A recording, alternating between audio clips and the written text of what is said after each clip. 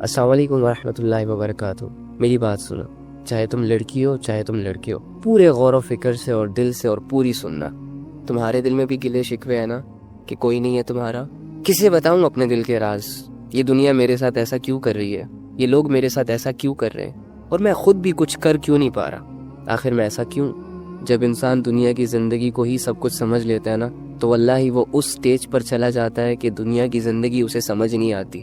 Any how, تو ایک کام کر، آج رات جب سب سو جائے نا، تو چھپکے سے اٹھنا، کسی کو کانوں کان خبر نہیں ہونی چاہیے، اور سب سے الگ تھلگ ہو کر جا نماز پکڑ، بچھا اور اس پر کھڑا ہو جا، ہاتھ باندھ، آنکھیں بند کر، امیجن کر کہ تیرا رب تیرے سامنے کھڑا ہے، وہ رب جس کا تو بندہ ہے، اور اسے اپنا سب کچھ مان، اور یہ تصور کر کہ آج میں اپنے رب کو اپنی حالت دکھانے آیا ہوں، آج میں اپنے رب سے اس دنیا کی شکایتیں کرنے آیا ہوں، آج میں اپنے رب سے دل کے راز بیان کرنے آیا ہوں۔ 2 رکعت نفل نماز پڑھ، اور نماز پڑھنے کے بعد جھولی پھیلا دے، ہاتھ اٹھا دے، بچھا دے خود کو، اور دل کی گہرائیوں سے پکار اپنے اس رب کو جو تیرے دل کے حال کو جانتا ہے، جو تب بھی تیرے ساتھ تھا جب دنیا تیرے ساتھ نہیں تھی، جو تب بھی تیرے ساتھ تھا جب دنیا تجھے جانتی نہیں تھی، اور جو آج بھی تیرے ساتھ ہے۔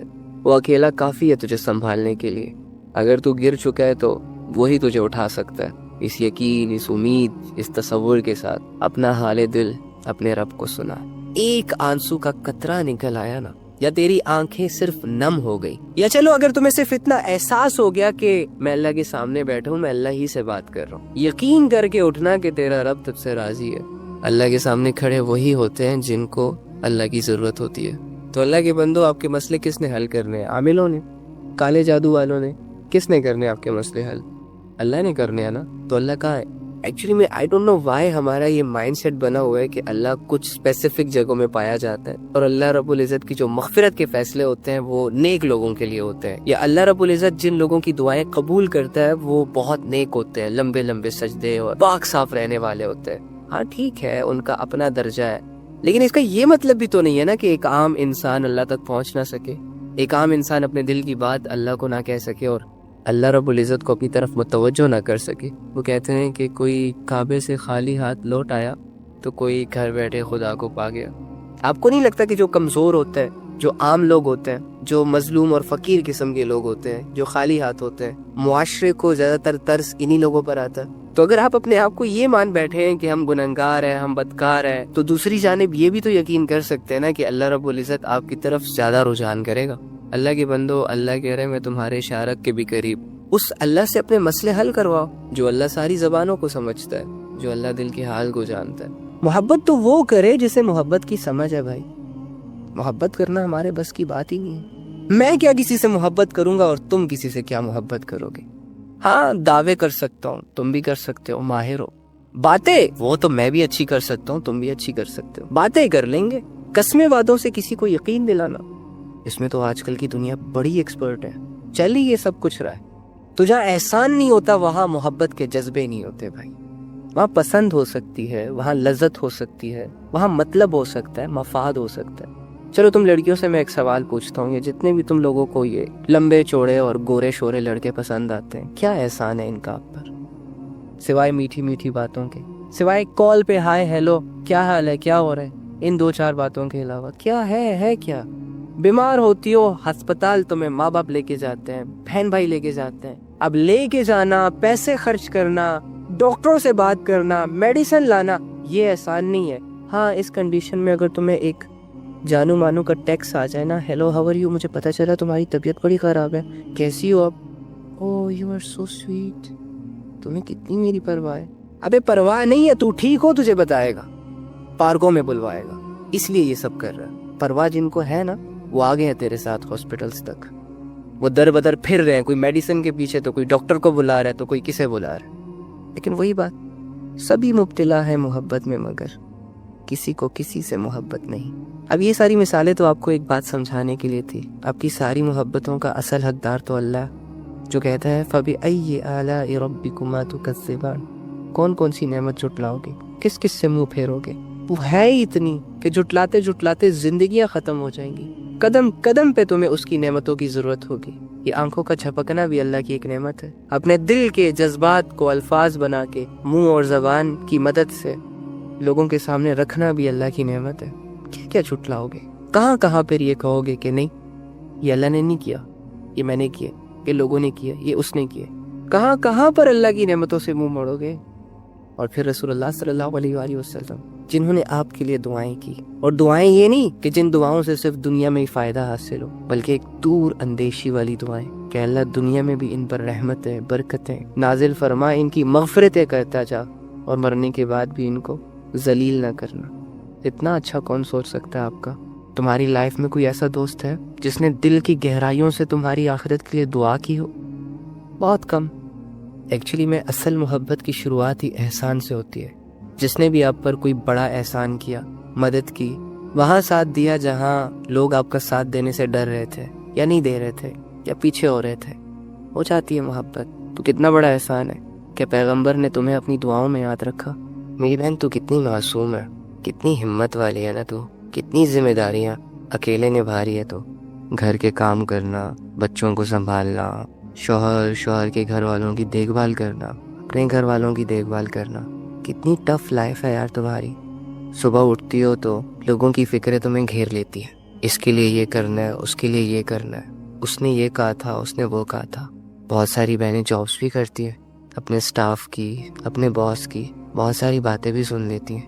بہت ساری بہنیں بے گناہ ہوتی ہیں لیکن پھر بھی ان پر الزام لگتے چلے جاتے ہیں، اور وہ کمزور ہونے کی وجہ سے، اکیلے ہونے کی وجہ سے اپنے آپ کو ڈیفینڈ بھی نہیں کر پاتی. وہ ظلم سہتی جاتی ہے، برداشت کرتی جاتی ہے. اور میری بہت ساری بہنوں کو کچھ نکمّوں لڑکوں نے اپنی ہوس کا نشانہ بنایا ہوتا ہے. کھیل رہے ہوتے ہیں ان سے، ان کے جذبات سے، ان کو سچے جھوٹے خواب دکھا کے. اور میری بہت ساری بہنیں ماں باپ کے تانے، ماں باپ کے غصے، بھائیوں کی بدماشیاں، رشتہ داروں کی باتیں سن رہی ہوتی ہیں، سہ رہی ہوتی ہیں، برداشت کر رہی ہوتی ہیں چپ چاپ. ان ساری چیزوں کو دیکھنے کے بعد لگتا تو یہی ہے کہ عورت کمزور ہوتی ہے، بول نہیں پاتی، سٹینڈ نہیں لے پاتی، کچھ کر نہیں پاتی.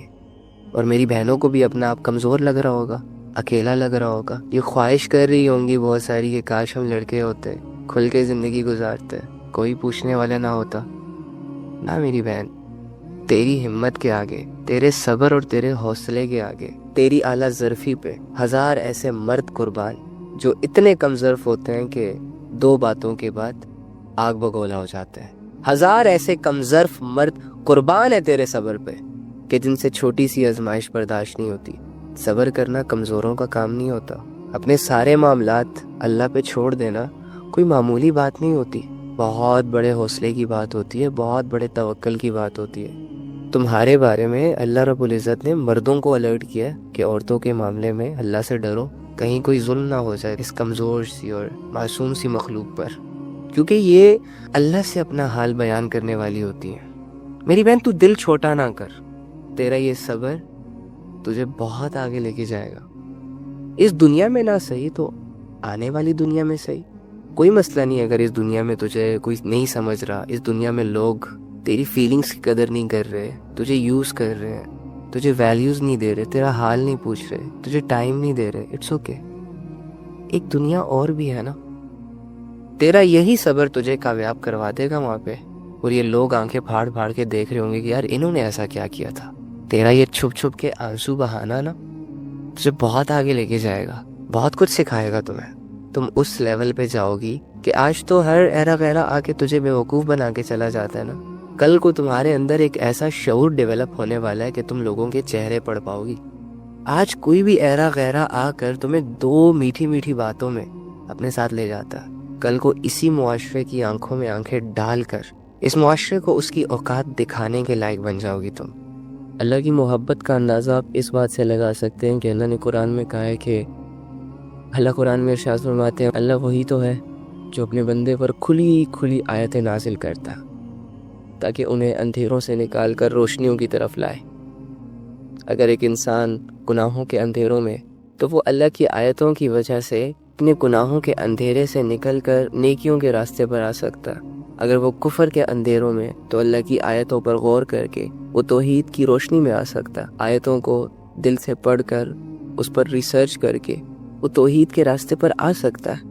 اسلام لانے سے پہلے بہت سارے صحابہ کی زندگیاں اندھیروں میں تھی، لیکن جب اللہ کی آیتیں اتری اور اللہ کی آیتوں کے ذریعے سے ان لوگوں کو سمجھایا گیا اور پھر جب وہ لوگ سمجھ گئے تو اللہ رب العزت نے ان کو عزت دی، نام دیا، شہرت دی، سب سے بڑی بات اپنی رضا دے دی، اپنا تعارف دے دیا، اپنے لیے جان دینے کے جذبے دے دیے ان کو، اور آج تک دنیا میں ان کے نام زندہ ہے۔ اسی طرح آج بھی اگر کوئی انسان گناہوں سے باہر آنا چاہتا ہے، ڈر جائے، رک جائے، تو اللہ رب العزت اس کی ضلالت کو ختم کر کے اسے عزتوں کا تاج پہنائیں گے۔ آج بھی اگر کوئی اللہ سے دور جانے کا سفر روک دے اور اللہ کے قریب آنے کا سفر سٹارٹ کر دے تو اللہ رب العزت اس کے لیے ہدایت کے راستوں کو آسان کر دیں گے۔ آج بھی کوئی انسان اگر اپنے گناہوں کو کرتے کرتے تھوڑا سا اللہ سے ڈر گیا، اپنی آخرت کو سوچ کے تھوڑا سا اپنا مائنڈ سیٹ چینج کر لے، تو اللہ آج بھی اس انسان کو اپنانے کے لیے تیار ہے۔ اللہ فرماتے ہیں کہ انما المؤمنون الذین اذا ذکر اللہ وجلت قلوبہم واذا تلیت علیہم آیاتہ زادتہم ایمانا۔ پڑھیں تو صحیح اللہ کی باتوں کو، پتہ چلے گا آپ کو کہ آپ کا رب آپ سے کیا کہہ رہا ہے، کہ مومن تو وہ لوگ ہوتے ہیں کہ جب ان کے سامنے اللہ کی بات کی جاتی ہے تو ان کے دل ڈر جاتے ہیں، لرز جاتے ہیں، اور جب قرآن کے ذریعے سے ان کو سمجھایا جاتا ہے، جب قرآن کی آیتوں کے ذریعے سے ان کو اللہ کی طرف بلایا جاتا ہے تو ان کے ایمان لیول بڑھ جاتے ہیں، یہ اللہ پر بھروسہ کرنے لگ جاتے ہیں، ان کے اندر آٹومیٹکلی چینج آ جاتا ہے، یہ اللہ کی طرف بڑھنے لگ جاتے ہیں، اللہ کی طرف چلنے لگ جاتے ہیں، اور ایسے لوگ اللہ کو بہت پسند ہیں۔ فَفِرُّوا إِلَى اللَّهِ، اللہ فرما رہے ہیں دوڑ لگاؤ اللہ کی طرف، کیونکہ وہی تو سب سے بڑی کامیابی ہے۔ اور جس انسان کو اللہ مل گیا بس اس کا مقصد کمپلیٹ ہو گیا اس دنیا میں آنے کا، اب اسے یہ حق حاصل ہے کہ وہ خوشی خوشی اپنے اللہ کے ساتھ اپنی زندگی کو گزارے۔ اب حالات کی وجہ سے پریشان نہ ہو، حالات کبھی اچھے ہوں گے کبھی برے ہوں گے، لیکن اگر آپ کا مقصد کمپلیٹ ہے تو آپ کو یہ حق ہے کہ آپ خوش رہیں، اور آپ کا مقصد اللہ ہے۔ اگر آپ اسے جان گئے، اگر آپ اسے مان گئے، اگر آپ اس کی عبادتیں کر رہے ہیں، اگر آپ ان کاموں سے رک رہے ہیں کہ جن کاموں سے اللہ رب العزت نے روکا ہے، اور ان عبادتوں میں مصروف ہیں کہ جن عبادتوں کو آپ پر فرض کیا گیا، تو کنگریچولیشن، آپ لوگوں کا مقصد کمپلیٹ ہو چکا ہے۔ اب تو بس آپ کی موت آئے گی اور مرنے کے بعد آپ کو ایک بہت بڑی کامیابیوں کے حوالے کر دیا جائے گا، جہاں پر کوئی روک ٹوک نہیں ہوگی، جہاں پر اللہ خود چاہے گا کہ میرا بندہ انجوائمنٹ کرے، انٹرٹینمنٹ کرے، کھیل کود کرے۔ لیکن بس اس دنیا کی زندگی میں ہمیں تھوڑا سا پابند کیا گیا ہے، دنیا کی زندگی میں صرف ہمیں اپنی مرضیوں کے حوالے نہیں کیا گیا۔ پوچھتے رہتے ہیں لوگ کہ ہم گناہوں کو چھوڑنا چاہتے ہیں لیکن نہیں چھوڑ پاتے، وہ گناہ ہماری عادت بن چکی ہے۔ اگر آپ واقعی میں اپنے گناہوں کو چھوڑنا چاہتے ہیں تو آپ کو 5 چیزوں کو، 5 سٹیپس کو فالو کرنا ہوگا۔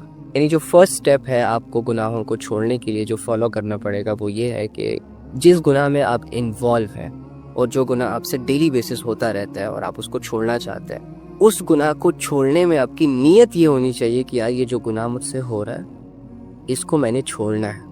کیوں چھوڑنا ہے؟ کیونکہ اس میں اللہ کی نافرمانی چھپی ہے، اور میں اس دنیا میں اللہ کے لیے زندگی گزارنے آیا ہوں، نہ کہ اپنے گناہوں سے اپنی دنیا کی اور آخرت کی زندگی برباد کرنے آیا ہوں۔ پہلے تو آپ کی یہ نیت ہونی چاہیے کہ میں ایک گناہ کو چھوڑ رہا ہوں، اس کا ریزن یہ ہے کہ اس کی وجہ سے میری دنیا اور آخرت کی زندگی برباد ہو رہی ہے، اللہ کی نافرمانی ہو رہی ہے، لہٰذا یہ چیزیں میرے ساتھ سوٹ نہیں کرتی، اس لیے اس گناہ کو چھوڑنا میرے لیے بہت ضروری ہے۔ سیکنڈ سٹیپ ہے، جو گناہ آپ ڈیلی بیسس پہ کرتے ہیں، جو گناہ آپ سے ڈیلی بیسس پہ ہوتا ہے، اس کا فائدہ اور نقصان دونوں آپ کے سامنے ہونے چاہیے۔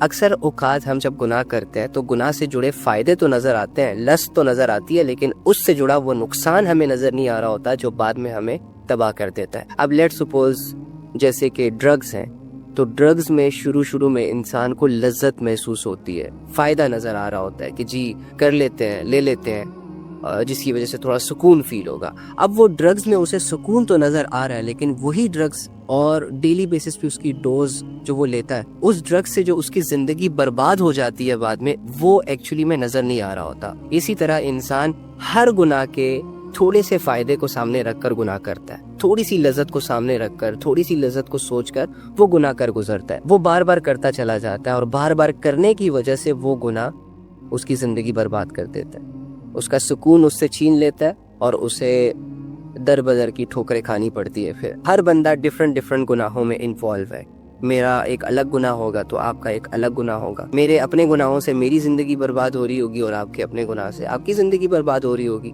سو جس گناہ میں آپ انوالو ہیں اس گناہ کا نقصان آپ کی نظروں کے سامنے ہونا چاہیے. جب بھی اس گناہ کا موقع آئے تو آپ نے فوراً سے ان نقصانات کو سوچ لیں اور ہر ممکن یہ کوشش کرنی ہے کہ آپ اس گناہ سے پیچھے ہو جائیں. آپ اپنا انوائرمنٹ چینج کر لیں, آپ اپنی پوزیشن چینج کر لیں. تو کوشش کرنے کے باوجود, نقصانات کو سامنے رکھنے کے باوجود بھی اگر آپ سے وہ گناہ سرزد ہو جائے, آپ کر بیٹھے, تو آپ کا تیسرا سٹیپ یہ ہونا چاہیے کہ گناہ کرنے کے بعد آپ نے توبہ کرنی ہے. توبہ کے معاملے میں آپ نے دیر نہیں کرنی, سستی نہیں کرنی. اگر گناہ ایک جگہ ہوا ہے تو اسی جگہ توبہ بھی ہونی چاہیے. جس ٹائم گناہ ہو جائے, گناہ کی لذت اویل ہو جائے, اویل ہونے کے بعد جب آپ کو احساس ہو رہا ہو کہ مجھے نہیں کرنا چاہیے تھا وغیرہ وغیرہ. You are Deobandi. میں آپ کو بتاتا ہوں ایک چیز. ایک باپ کے 4 بیٹے تھے اور وہ ہر وقت آپس میں لڑتے جھگڑتے رہتے تھے. ان کا اتفاق نہیں تھا, ان کا اتحاد نہیں تھا. چھوٹی چھوٹی چیزوں پہ وہ ایک دوسرے سے کمپٹیشن کرنے کو دوڑتے تھے. اس کے پاس یہ کیوں ہے, یہ اچھا ہے, یہ برا ہے, فلاں ہے, فلاں ہے. باپ ہر وقت ان کو یہ سمجھاتا رہتا تھا کہ بیٹا یونائٹ رہو, اکٹھے رہو, ایک طرح سے رہو, اونچ نیچ کا فرق نہ رکھو, آپس میں محبت سے رہو, اتحاد سے رہو. لیکن وہ باپ کی نہیں سنتے تھے. ہر وقت لڑتے تھے, ہر وقت جھگڑتے رہتے تھے. میں ٹھیک ہوں, یہ غلط ہے, وہ ٹھیک ہے, یہ غلط ہے, وغیرہ وغیرہ کی گیمز چل رہی تھی ان میں. ایک دن باپ کو ترکیب سوچی.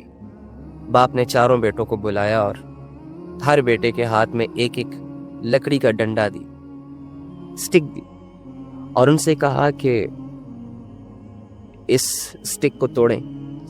تو ہر بیٹے نے اس سٹک کو ہاتھ میں لیا, تھوڑی سی فورس لگائی اور وہ سٹک ٹوٹ گئی. دوسرے بیٹے نے فورس لگائی, وہ بھی ٹوٹ گئی. تیسرے بیٹے نے فورس لگائی, وہ بھی ٹوٹ گئی. اب باپ نے 4 لکڑیاں ایک ایک بیٹے کو دیں اور ان سے کہا کہ بیٹا اب انہیں توڑو. تو جیسے کہ اگر آپ کہیں 1 2 3 4, یہ 4 سٹک ہے. تمام بیٹوں نے بہت زور لگایا, بہت فورس لگائی, لیکن وہ 4 اکٹھی لکڑیاں ان سے نہ ٹوٹی. باپ نے کہا کہ جب تک تم لوگ اکیلے رہو گے, جب تک تم لوگ جدا جدا رہو گے, اپنی سوچ, اپنے اوپینینز, ایک دوسرے کو غلط کہنا, ایک دوسرے سے اختلاف رکھنا, جب تک اکیلے رہو گے تو دنیا بہت ہی آسانی سے تم لوگوں کو توڑ دے گی. لیکن اگر تم لوگ اکٹھے رہے, اگر تم لوگ اس گھٹے کی طرح رہے, تو دنیا بہت مشکل سے تمہیں توڑ پائے گی یا توڑنے میں ناکام رہے گی ہمیشہ. آپ کو پتہ ہے دیوبندی, سنی, وہابی, شیعہ, وٹ ایور, جتنے بھی آپ لوگوں کے فرقے ہیں, پوری دنیا اگر ایک ہو جائے نا, تب بھی آپ کو نہیں توڑ سکتی, تب بھی آپ لوگوں کو نقصان نہیں پہنچا سکتی. دنیا کو توڑنے کے لیے, تم لوگوں کو توڑنے کے لیے فرسٹ یہ ضروری ہوگا کہ تم لوگوں کو اکیلے کیا جائے. کسی کو دیوبندی کی فیلڈ میں لگا دیا جائے, کسی کو بریلوی کر دیا جائے, کسی کو سنی کر دیا جائے, کسی کو وہابی کر دیا جائے. جب تم لوگ اکیلے سڑکوں پر نکل پڑو گے نا, جب تم لوگ اکیلے راستوں پر نکل پڑو گے, یونائٹ نہیں رہو گے, اتفاق اور اتحاد ٹوٹ جائے گا تمہارا, تو دنیا بہت ہی آسانی کے ساتھ تم لوگوں کے لشکر کو ختم کر دے گی. لیکن اگر تم سب یونائٹ ہو گئے, ڈزنٹ میٹر کہ کس نسل سے ہو, کس قوم سے ہو, کس قبیلے سے ہو, کس فرقے سے ہو, اندر سے اسلام کے پلیٹ فارم پر یونائٹ ہو گئے, تو دنیا تم لوگوں کو کبھی نہیں توڑ پائی. بہت سارے لوگ یہ گلہ شکوہ کر رہے تھے کہ علی بھائی آپ جب بھی آتے ہیں لائیو تو بہت سارے